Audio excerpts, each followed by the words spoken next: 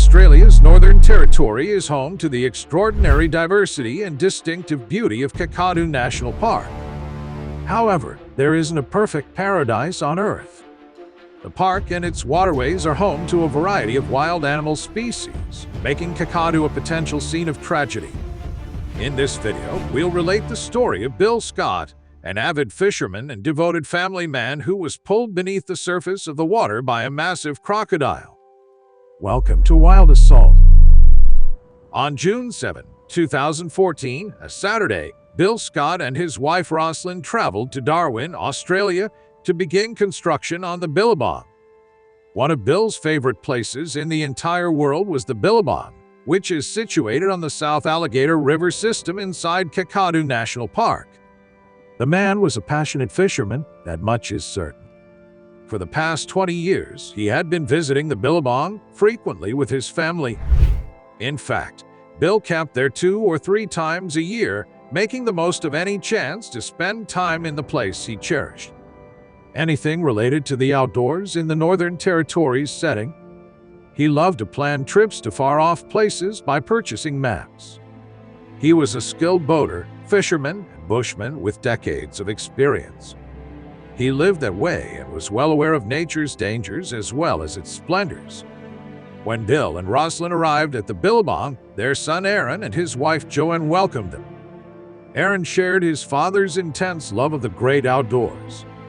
Since he was a young child, he had always accompanied his father on adventures in the great outdoors.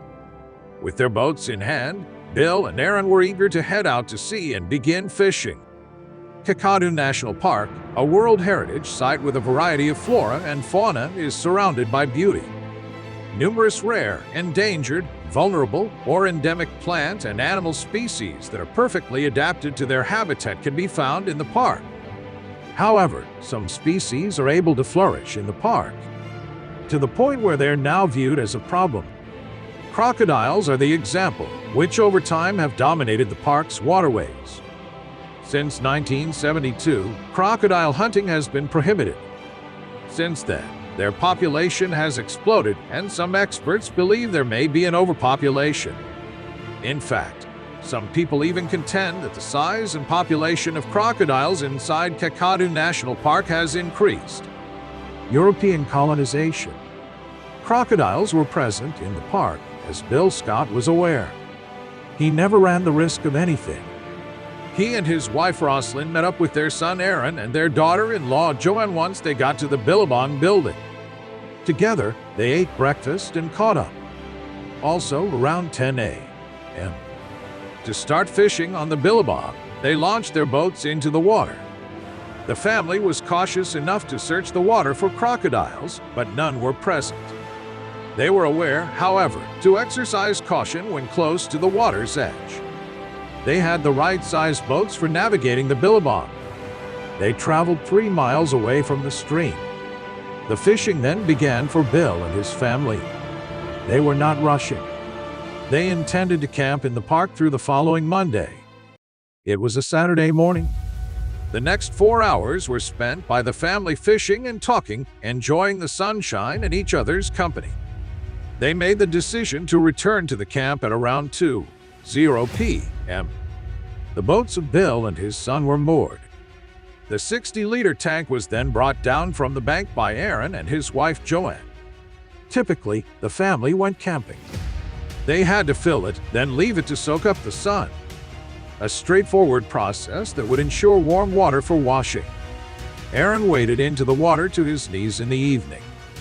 He was aware of the presence of crocodiles and didn't want to endanger his life. He only filled half the tank and was out in a matter of seconds. The remainder would need to be filled by the entire family, though in a supposedly safer way. The tank was then moved by Aaron to a level area of the bank. Bill was still in their own boat at the time. In the back of his little boat, he grabbed a bucket, leaned over the edge of the boat, and filled it with water. He then handed the bucket to his wife Roslyn, who was on the bank. Joanne was waiting for her up the bank when Roslyn took the bucket and gave it to her. Joanne eventually gave it to Aaron, who filled the tank with water. Teamwork was evident. Everyone contributed. The tank was almost full after the second bucket, and the family debated whether a third bucket was necessary or not. Rosalind made the choice to give Bill one of the buckets back so he could fill it. But the man was never given the opportunity. The boat abruptly started to rock. Rosalind noticed a tiny ripple in the water at the same moment. Bill Scott was thrown off balance by the abrupt movement, struggling to maintain his balance. The incident started when 62-year-old Bill Scott extended his hands toward the back of the boat. Unexpectedly quickly, a large crocodile emerged from the water from behind the motor. The animal closed its enormous jaws. The left arm, shoulder, and chest of Bill. It ended instantly. Bill Scott was abruptly snatched from the boat and dragged far below the water's surface by the enormous creature. Joanne and Rosalind cringed as they observed. With his back turned, Aaron thought he overheard his father saying something. But when he turned to face his father, all he could see was Splash. They all burst into tears of terror. Aaron sped to the boat and began circling the area in the hopes that his father would be able to escape the crocodile's jaws and swim back to the surface. In actuality, they were powerless to assist the man. There was no sign of him. The family's screams became more intense. "Make a noise if you can hear us, Bill, and we'll come looking for you." They yelled, but nobody responded. Then Aaron got into his boat, turned it around about 50 feet, stopped, and took a quick look around. Nothing. Then he noticed a ripple moving downstream about 165 feet. He pursued it but was unsuccessful again. Then Aaron sped off to a nearby resort to sound the alarm. Rosalind and Joanne are left behind at the billabong. The women watched until they noticed Bill's body floating face down in the water to the surface. Rosalind attempted to start the boat, but she was unsuccessful. Instead, with the intention of finding her husband's body, she rowed it into the billabong. But by the time Rosalind emerged, Bill's body had vanished once more after being dragged below the water by the strong animal. They continued their search after Aaron came back with assistance.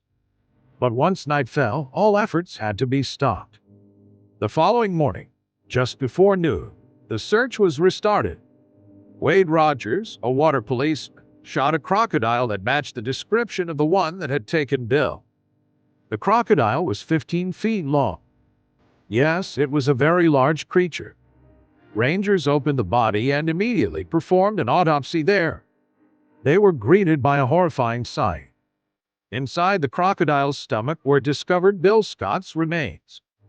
An investigation into Bill Scott's tragic death revealed that crocodiles are now accustomed to seeing people in boats and do not generally exhibit the fear of people that they once did when humans were also predators.